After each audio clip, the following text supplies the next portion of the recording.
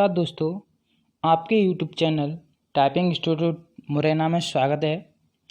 आज हम बात करेंगे राजस्थान उच्च न्यायालय स्टेनो भर्ती परीक्षा 2000 से संबंधित आवश्यक दिशा निर्देश, यानी कि जो 2017 में पेपर हुआ था राजस्थान उच्च न्यायालय का, उसकी कुछ गाइडलाइन हैं। जैसे फर्स्ट गाइडलाइन है, अभ्यर्थी को राजस्थान हाईकोर्ट की वेबसाइट से अपना प्रवेश पत्र एडमिट कार्ड डाउनलोड करना होगा। यानी कि जो राजस्थान की वेबसाइट होगी वहाँ से एडमिट कार्ड डाउनलोड करना होगा। दूसरी है, अभ्यर्थी को अपने प्रवेश पत्र पर दिए गए नियत स्थान पर अपनी वर्तमान पासपोर्ट साइज फ़ोटो चिपकानी होगी। यानी कि जो प्रवेश पत्र पर स्थान दिया होगा, पेपर कहाँ होगा वहाँ, और पासपोर्ट साइज की एक करंट फ़ोटो। तीसरी गाइडलाइन है, अभ्यर्थी द्वारा संबंधित परीक्षा केंद्र में प्रवेश लेने के लिए जारी किया गया प्रवेश पत्र लाना अनिवार्य होगा। यानी कि जो प्रवेश पत्र होगा उसको भर्ती परीक्षा केंद्र पर प्रवेश लाना अनिवार्य होगा।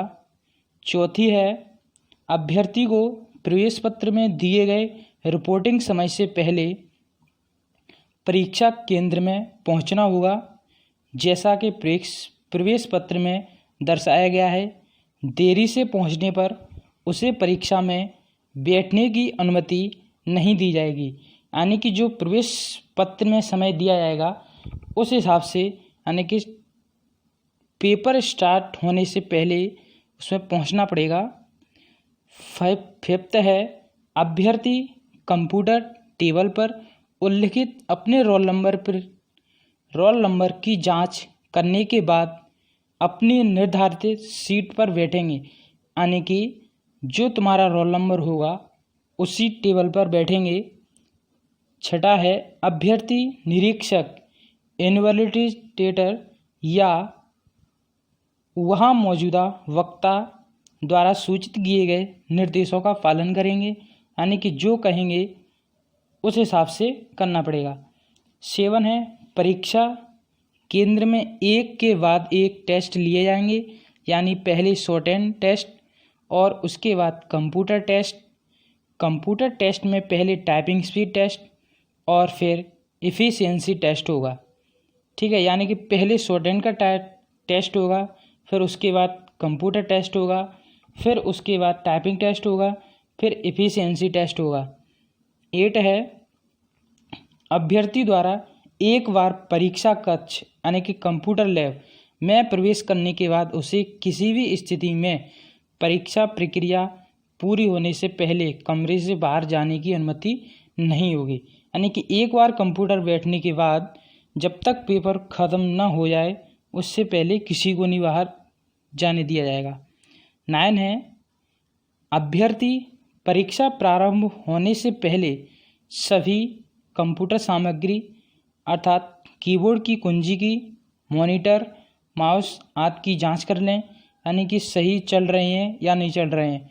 इसके लिए कंप्यूटर के डेस्कटॉप स्क्रीन पर दिए गए नोटपैड के आइकन पर क्लिक करना होगा, जिससे एक स्क्रीन आपके सामने आ जाएगी।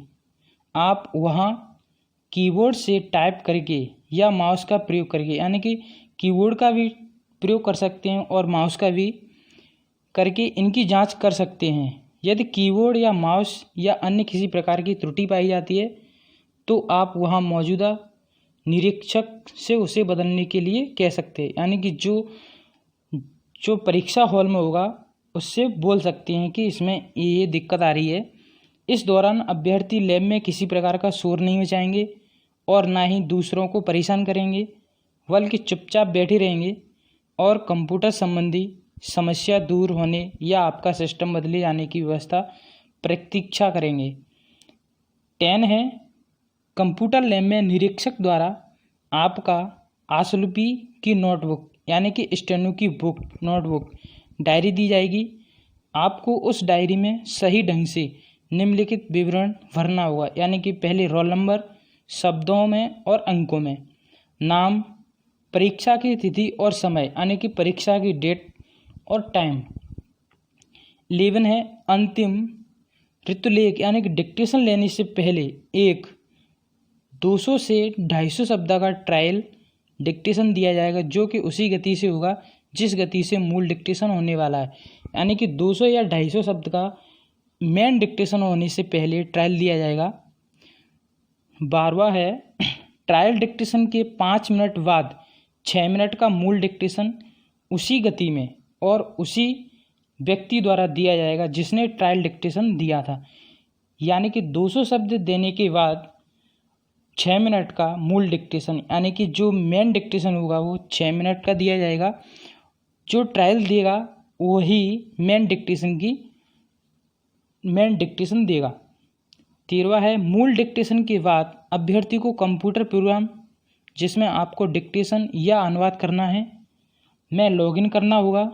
इसके लिए निरीक्षक द्वारा दिए गए निर्देशों का पालन करते हुए अभ्यर्थी को संबंधित विवरण डालना होगा। यानी कि जो उसमें विवरण होगा, रोल नंबर होगा, नाम होगा, डेट ऑफ बर्थ होगी, ठीक है, जो कि निरीक्षक द्वारा बताया जाएगा। 14वां है इसके बाद मूल डिक्टेशन को पढ़ने के लिए 5 मिनट का समय दिया जाएगा। यानी कि 6 मिनट डिक्टेशन लेने के बाद 5 मिनट दिए जाएंगे मूल डिक्टेशन पढ़ने को। मूल डिक्टेशन को पढ़ने के बाद अभ्यर्थियों को 50 मिनट में अनुवाद करना होगा। यानी कि जो 6 मिनट में मूल डिक्टेशन दिया जाएगा उसका 50 मिनट में हिंदी में अनुवाद करना पड़ेगा। 16वां है अनुवाद का समय पूरा होने के बाद 5 मिनट का अंतराल होगा। यानी कि पूरा अनुवाद होने के बाद 5 मिनट का अंतराल होगा।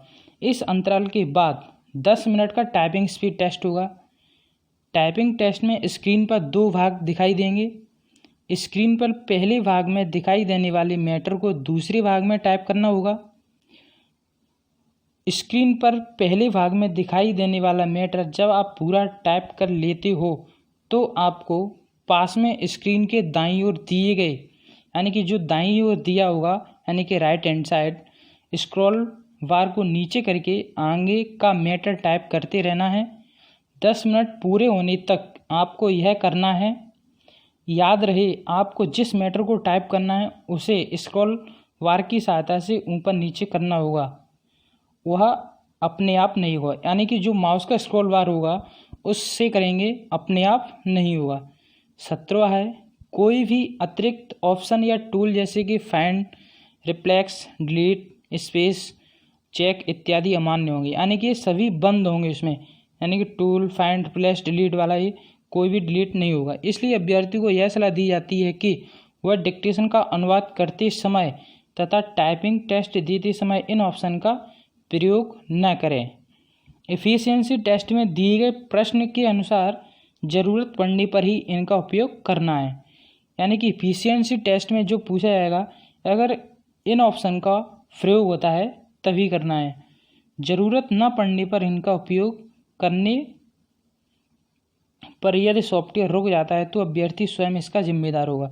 यानी कि रुक भी सकता है अगर इन कीज का उपयोग किया तो। बैक स्पेस और माउस की लेफ्ट की का प्रयोग मान्य होगा। यानी कि बैक स्पेस और माउस की लेफ्ट की का यूज होगा केवल अनुवाद करते समय। और एफिशिएंसी टेस्ट में बैक स्पेस काम करेगा तथा टाइपिंग टेस्ट में बैक स्पेस काम नहीं करेगा। यानी कि जब टाइपिंग टेस्ट देंगे तब बैक स्पेस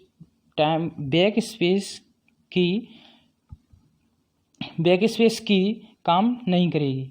18वां है अभ्यर्थी अनुवाद करते समय और टाइपिंग टेस्ट देते समय मान्य की गई कीज यानी कि कुंजी के अलावा अन्य किसी प्रकार की कीज का प्रयोग ना करें।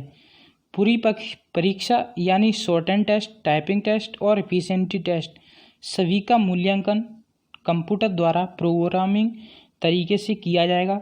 इसलिए किसी भी अमान्य कीज का प्रयोग करने पर यदि मूल्यांकन बाधित होता है तो उसका जिम्मेदार स्वयं अभ्यर्थी होगा। यानी कि जो कुछ भी होता है उसमें तो स्वयं अभ्यर्थी ही जिम्मेदार होगा। अनुवाद करते समय किसी अन्य प्रकार की कीज का प्रयोग करने पर आप मुख्य स्क्रीन से बाहर आ सकते हैं और ऐसी स्थिति में आपको पुनः लॉगिन करके अनुवाद प्रारंभ करना होगा और ऐसी स्थिति में आपको कोई अतिरिक्त समय नहीं दिया जाएगा। यानी कि जो समय होगा उसी में करना पड़ेगा, इसलिए सावधानी से करें सभी। 19वां है टाइपिंग स्पीड टेस्ट पूरा होने के बाद 5 मिनट का अंतराल होगा और उसके बाद 10 मिनट का कंप्यूटर इफ़िशियंसी टेस्ट शुरू हो जाएगा। 20वां है इफ़िशियंसी टेस्ट में जो प्रश्न आपको करना है उससे संबंधित आवश्यक पैराग्राफ, टेबल इत्यादि आपको पहले से कंप्यूटर स्क्रीन पर उपलब्ध होंगे और आपको उसी में प्रश्न हल करना होगा। अभ्यर्थी को यह सलाह दी जाती है कि वे पहले से उपलब्ध किसी भी डेटा को बदलकर उसकी अनावश्यक फॉर्मेटिंग करके उसके साथ छेड़छाड़ न करें, यानी कि जैसा है वैसा रहने दें। यदि डेटा के साथ ऐसी कोई छेड़छाड़ की जाती है या ऐसी फॉर्मेटिंग की जाती है जो कि प्रश्न का हिस्सा नहीं है, तो ऐसा करने पर उस डेटा से संबंधित प्रश्नों के लिए कोई अंक नहीं दिया जाएगा, जिसके लिए अभ्यर्थी स्वयं जिम्मेदार होगा। 21वां होगा अभ्यर्थी प्रत्येक टेस्ट की समय सीमा का ध्यान रखें, यानी कि जो समय दिया जाएगा उसका विशेषकर ध्यान रखें। परीक्षा के प्रत्येक चरण के लिए निर्धारित किया गया समय पूरा होने पर प्रोग्राम अपने आप काम करना बंद कर देगा, यानी कि टाइम पूरा हो जाएगा तो कंप्यूटर अपने आप काम करना बंद कर देगा। 22वां है प्रत्येक अभ्यर्थी को इफ़िशियंसी के प्रश्न पत्र पर अपना रोल नंबर लिखना होगा, यानी कि जो प्रश्न पत्र इफ़िशियंसी का प्रश्न पत्र दिया जाएगा उस पर रोल नंबर लिखना होगा। परीक्षा पूरी होने पर प्रश्न पत्र दिए गए सर्टिफिकेट पर अपना हस्ताक्षर करना होगा, यानी कि जो प्रश्न पत्र दिया जाएगा उस पर हस्ताक्षर करना होगा। निरीक्षक द्वारा भी इस सर्टिफिकेट में निर्धारित स्थान पर हस्ताक्षर करके सभी प्रश्न पत्र इकट्ठे किए जाएंगे। 23वां है जब तक निरीक्षक द्वारा सभी अभ्यर्थियों के प्रश्न पत्र इकट्ठे नहीं कर लिए जाते तब तक किसी भी अभ्यर्थी को परीक्षा केंद्र से बाहर जाने की अनुमति नहीं होगी, यानी कि जब तक प्रश्न पत्र सभी इकट्ठे नहीं होंगे तब तक परीक्षा कक्ष से किसी को भी बाहर नहीं जाने दिया जाएगा। एक नोट, ये दिशा निर्देश 2017 की स्टेनो भर्ती परीक्षा के हैं। 2020 की स्टेनो भर्ती परीक्षा के दिशा निर्देश परीक्षा से लगभग 10 दिन पहले आएंगे, तब आपको सूचित किया जाएगा। वैसे 2020 स्टेनो भर्ती परीक्षा के दिशा निर्देश लगभग 2017 के दिशा निर्देशों के समान ही होंगे, थोड़ा बहुत ही बदलाव हो सकता है, यानी कि जो 2017 में गाइडलाइन दी गई थी वैसा ही रहेगा, थोड़ा बहुत बदलाव हो सकता है।